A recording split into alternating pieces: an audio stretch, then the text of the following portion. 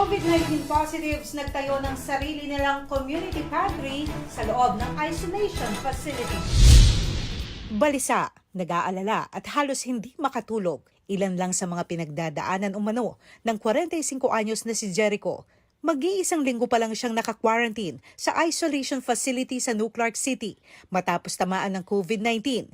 Pero halos mabaliw-baliw na raw siya sa sobrang kalungkutan. Bala mo, torture pinutak ka. Lalo sa magdilid-dili ko kaya niya. Lalo sa wala akong makakasabi. Bali, marakal mamaya lang kung isip mo. Marakal kay.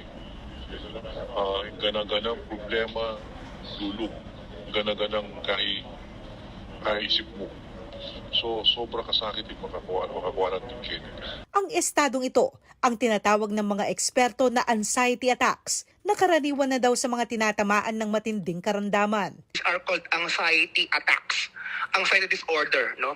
So kasi nga mataas ang worry ng mga taong nagkakaroon ng COVID. So it would linger sa kanila yan. Ang siste, wala ring kaanak na dadamay sa kanya dahil hindi pinapayagang makapunta o dumalaw ang pamilya.